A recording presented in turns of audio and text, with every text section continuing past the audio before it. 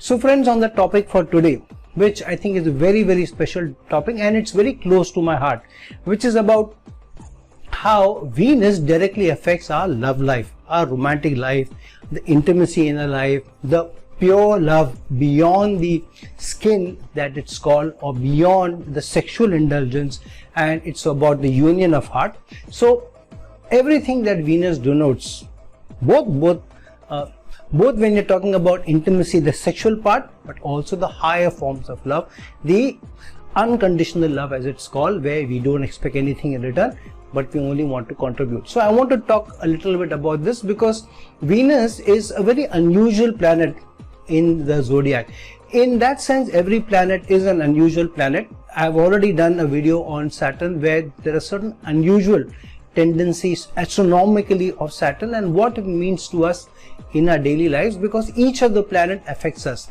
So each of the planets' astronomy, each of the planets' physicality, each of the planets' geographical location, each one of them will affect us in some way or the other, and it is for us to be able to find a deeper manifestation, a deeper message of the planet.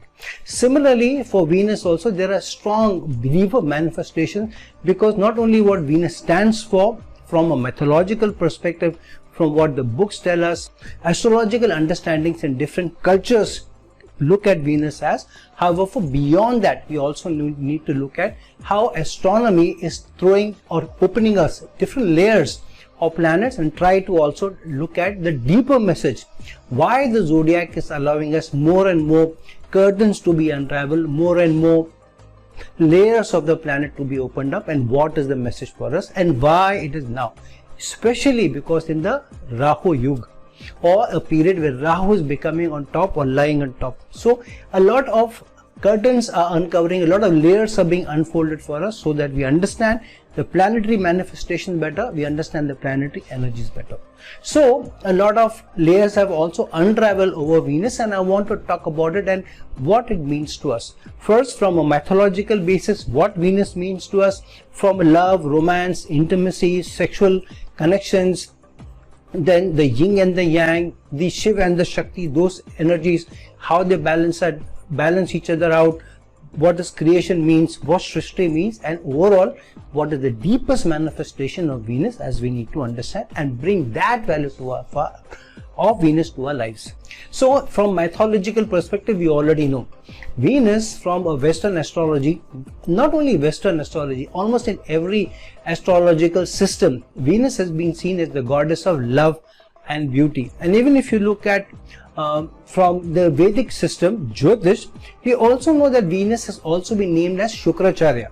The energy is seen that of a male deity, the leader of all the Danavas, the Daitvas. However, still, even Shukracharya is known to be named after Shukranu, or one of the names of Shukracharya comes from the denotation of the Shukranu, which is also the orgasmic liquids of male and the female, and more towards the male, which is Shukranu, which is also the sperm.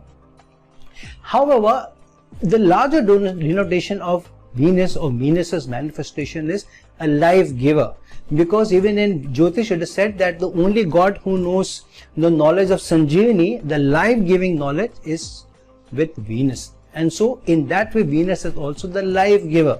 Though Jivakaraka, the keeper of life, the denoter of life, is seen to be Jupiter.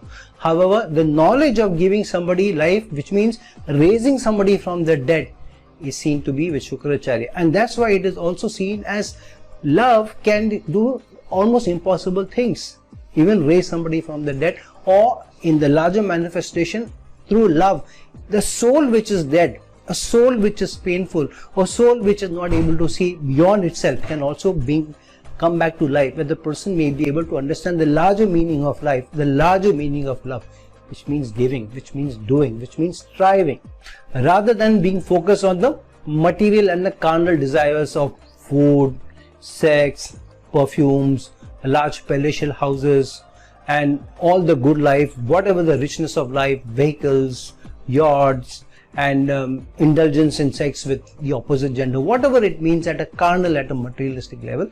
The meaning of Venus is much larger than that. At a soul's level, love means much larger than just love for the opposite gender. Love means a larger manifestation. And when you look at the word intimacy, a lot of people understand the word intimacy as intimacy means sexual intimacy. The word intimacy is about knowing something deeply. Sexual intimacy is only one layer. In fact, it is a superficial layer. Actual intimacy is knowing a person deep down, uncovering all the layers, going beneath the layers of beauty on the outside, the skin on the outside, and understanding the true manifestation.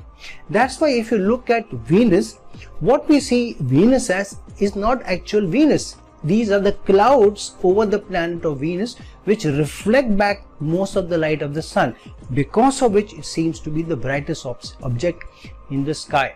And which means because there are so many clouds covering Venus, we actually don't know what's deep inside Venus. Only now we are able to uncover since the last 3 or 4 decades. But before that, the brightest object in the sky that we saw, the Venus planet, was light being reflected off its clouds. That means from the atmosphere, we were not even able to see the actual planet. This is a strong message for us, which means that we need to look at something not skin deep, but we need to go deep beyond. The real intimacy is knowing the person intimately, deeply, closely, almost at a soul level. So, intimacy is not about sexual intimacy alone. Intimacy is more about the deepest knowledge of the person. When we get closest to the person, we can get closest to the heart of the person, the soul of the person. And that's why sun also denotes the heart in some way. The beating of the heart seems to be coming from energy given from the sun. Through that, life comes to the earth. And in that manner, Venus is also closest to the earth. If you see the planet closest to the earth, 2 planets on either side of earth, Venus on the inner side towards sun, Mars on the outer side towards Jupiter and Saturn. Out of these 2 planets, Venus is closest to the sun, which means our need for carnal material desires is closest to us, and sun, the soul, is one extreme, and Saturn, service, is the other extreme, which means that because of the material desires, material connections, we are kept furthest away from service, highest denotation of service, of our karma, and highest denotation of why we are in this world, for the soul's elevation. So sometimes that closest manifestation of our carnal desires, the material desires, may overtake us, but we need to understand Venus deeply to understand the true meaning of what love, romance means in our life. And this is very important for us to understand Venus closely.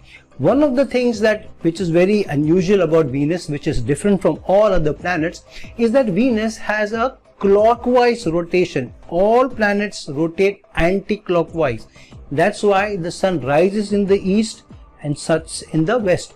However, in love, in our desires, impossible things can happen. We can look at things very, very differently. It is, if you are in love, you will believe that, if your lover tells you that the sun rose in the west today and set in the east, we are ready to believe that. That's what happens on the planet of Venus. Sun actually rises in the west and sets in the east, because Venus has a clockwise rotation, unlike all other planets who have an anti-clockwise rotation.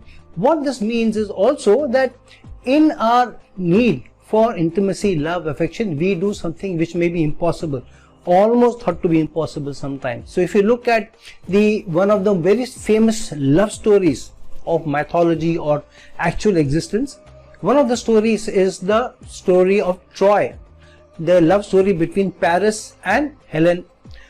Paris was the prince from Troy, city of Troy, one of the ancient cities, and Helen was the wife of Menelaus, who was the king of Sparta. So here in Greek mythology, we know that Paris fell in love with Helen when they went to have a peace treaty between Troy and Sparta. Paris fell in love with Helen and he abducted her or eloped with her, and then Menelaus, the king of Sparta, came with all the other kings and with Achilles to attack Troy.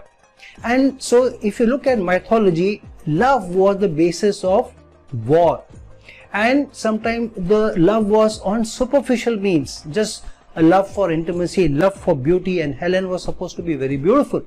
So sometimes the biggest wars have been caused because of materialistic needs, whether you call it wanting to fight for beauty, which women represents, or for land, or for power, or for money, or for riches.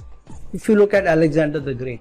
So in history it is replete that Venus has been the cause of many of our wars, many of the destructions, and Venus has caused many of those things which are impossible for people also, where people have done extremely those things which are impossible for others to do because of their love, which is also sometimes giving up the most in their love and affection, giving up their lives, sometimes giving up their souls for love. So when you look at, for example, if Venus is in the Lagna, so many times if we are not careful, we may allow Venus to completely take over all our logical senses, which means the materialistic senses, the desire for things, the desire for beauty, the desire for quality of life, the desire for name and adulation may take over the actual logical practical manifestation of life. On the other hand, if Venus gets into the 5th house, so then we can end up doing things like Paris, who abducted with Helen, or Helen, who went on with Paris even against her own king, her own husband. So that's what the 5th house denotation may do. If Venus is in your 5th house, especially with Sun, then many times the material desires overpower the soul which Sun represents. And in a romantic liaisons, in a romantic connection, in a romantic love madness, we may do things which are against the soul itself, more for love. And we may think love is everything, love is blind, which is true, love is blind, and because of which many times you are not able to see beyond the superficial layers what love actually means, what intimacy actually means. And that's why even if you look at the dashas, the dasha of Sun is the shortest, just 6 years. The dasha of Venus is the longest, 20 years. And why is it that the dasha of Venus is longest, 20 years? After that immediately comes the dasha of Saturn, 19 years, and then goes on, reduces till it reaches the dasha of the Sun, just 6 years. If the zodiac wanted, it could have kept the dasha of the Sun the longest. But the zodiac is giving us the message that each of the dashas, whether it's Venus, whether it is Saturn, whether it is Mercury, whether it is Ketu, Moon, whatever, all these dashas are to serve the Sun, is to serve the soul. And in a way, you don't need the longest dasha of the Sun, because in all your other dashas, you need to look beyond the materialistic denotation. Each one of them is to serve a certain purpose, the larger purpose of the Sun, the soul. But sometimes we ignore that, we indulge in materialism. In fact, we look forward to the dasha of a Jupiter or a Venus. Venus dasha, now money, love, affection, all desires will be fulfilled. My Venus is exalted. Now I'm going to buy a bungalow. Venus is exalted. Venus is well placed. I am going to buy that car. Venus is exalted. I am going to be a billionaire. That's what we are looking forward to. All materialistic denotation of Venus. In fact, we need to be most careful during a Venus dasha, because it can make us do some of the most stupid things. And that's why if you look at the sequential order of the dashas, which is the first dasha according to the zodiac? Now you may say the first dasha is the dasha in which I was born in. So in whichever nakshatra your moon is, that dasha of that planet will follow, and then the sequence will follow. But what is the sequence? If you look at the sequences of the nakshatras, the first sign Aries, what are the nakshatras in the first sign? The first nakshatra is Ashwini, ruled by Ketu, which means the first dasha is supposed to be that of Ketu. Second nakshatra is the nakshatra of Bharani, ruled by Venus. So the next dasha is ruled by Venus. And then the third nakshatra, which is Kritika, ruled by Sun. So the third dasha is supposed to be the dasha of the Sun. Then the fourth nakshatra, Rohini, ruled by Moon. So the fourth dasha is supposed to be the dasha of the Moon. Then the fifth dasha, the fifth nakshatra is the nakshatra of Mrigashira, ruled by Mars. So the fifth dasha is to be the dasha of Mars. So each of the dasha that we go through are following nothing but the order of the nakshatras. But what is the first nakshatra? Ashwini, ruled by Ketu, which is clearly pointing out that this life is to give up for the higher manifestation of the soul's elevation. Unless you give up materialism, you will not be able to achieve the objective. The next dasha is immediately that of Venus, and there is a very strong meaning here, which means after you have given up in the new life that you enter. So the main purpose of life is to give up for soul's elevation. After, when you enter into the life, the first few years indulge and look forward to, all that materialistic desires you need to do. But after that, each of the dasha is of a higher manifestation of the soul. And that's why if you look at the center of a galaxy, I've done a video on Saturn where I mentioned this. The center of a galaxy is the constellation of Sagittarius, and in the Sagittarius sign there are two nakshatras. One nakshatra is the 19th nakshatra, which is Mula, and then the 20th nakshatra, which is the Purvashada. If you look at the energies of Purvashada, which is ruled by Venus, you will understand the deepest meaning of life overall is supposed to be between the energies of Ketu on one side, giving everything up for a soul's elevation, but also living it up. But the living it up from the Venus perspective is not about the materialistic denotation, but going beyond the superficial layers of materialism, the carnal desires of intimacy. So especially sometimes when we have Venus in the 8th, that's when we truly understand what it means is that we need to go down to the deepest manifestation of what the energy means, what it represents. And that's why it is very, very important, especially when Venus goes into the 8th house, where it's all obstacles to our material desires, for material denotation. So the zodiac is giving us a message that look deep within. Don't look at the superficial manifestation of Venus. Don't look at the obstacles of not being able to get your love life, not being able to get the riches, not being able to get a better quality of life. Look deep within the layers which the 8th house represents, and understand the true meaning of life, because the 8th house is the house of longevity, which means the longer you live, you have a more opportunity of giving up, but also understanding a deeper understanding what true love means, what true romance means, what true love, affection, romance, intimacy means. And only when you do that, when you understand the deeper meaning of Venus, can you know the higher meaning of Ketu, higher meaning of giving up, higher meaning of truly living, and then also the true meaning of giving up.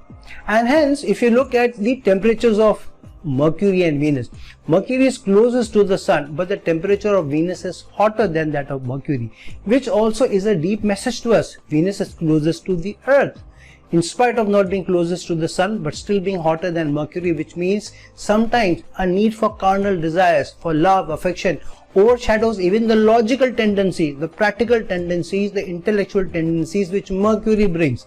So blind, or love is blind, as we say, it overshadows a logical tendency. So there is a deeper message. Don't allow the analytical ability, the logical ability to be overshadowed by the blindness or at a superficial level what love, romance, intimacy means. Go down deeply, understand the manifestation of Venus deeply, the love and affection, which is about giving up, which is about caring, which is about understanding, which is about empathizing. And hence, if in any chart, if you see both Moon and Venus in a tough spot, then the love life of the person can be under very big problem. If Venus is, for example, not so very strong, Moon is very strong, then the person will be able to overcome those challenges or even pitfalls of love and affection, of heartbreak, and quickly bounce back and move on in life. But if both Venus and Moon strongly afflicted, then God help the person, because the love and affection, if the person gets into this energy, may suck down to the person to an extent where it's very difficult for you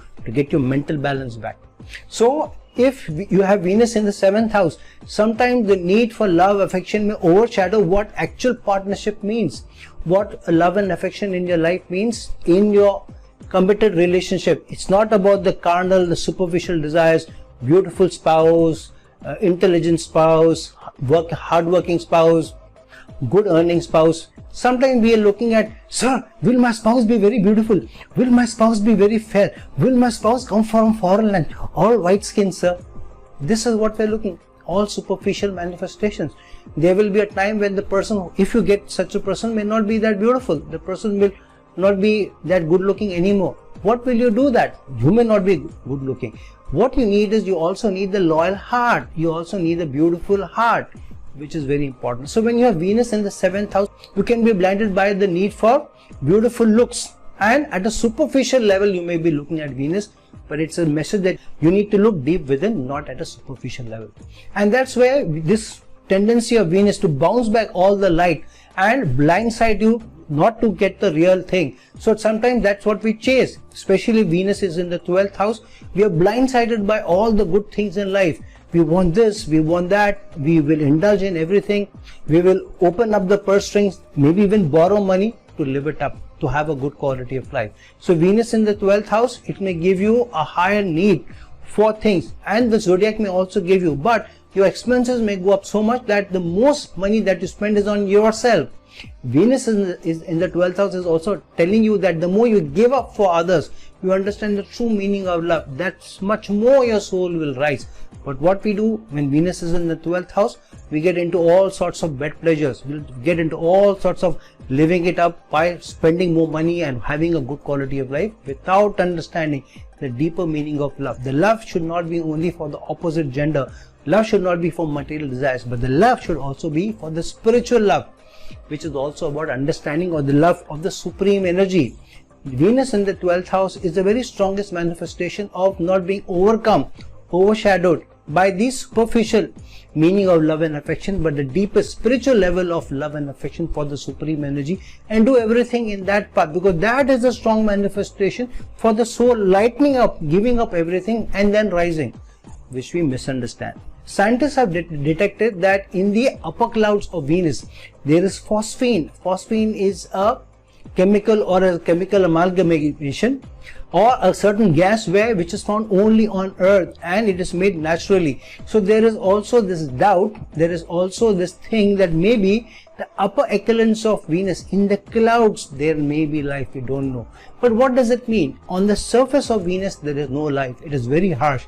But in the upper echelons of Venus there may be life, which is at a microbial level, which is what Venus is closest to the Earth. So it is telling us that life on Earth, or what you are, is nothing but a microbe. When you look at the whole zodiac, your meaning, your essence is nothing. We give ourselves too much importance. The deepest meaning of ours may be nothing. We may be empty, we may be barren land, which Venus's surface is. However, our mere existence as life is only at a microbes level. There is no importance to our lives in front of the zodiac unless we make it greater than just maybe at a microbial level that we may be in that upper echelons of the atmosphere in the thick clouds of Venus, that is also bouncing back all and only giving you the superficial light, not the actual meaning. So understand yourself, don't give yourself too much importance, don't give yourself more importance than what you deserve. Scientists estimate that there may be almost 1600 volcanoes on Venus, which means that our desire for money, our desire for wanting to accumulate money can be something which is not easy to maintain. It is as difficult as passing through volcanoes. So if Venus you have in the second house, the love for money, the love to accumulate things, and the love for having large assets may sometimes drive you so much that you don't look at family, you look beyond your family, you look at only money. Money becomes your family, money becomes your existence. And a day on Venus is longer than a year on Venus.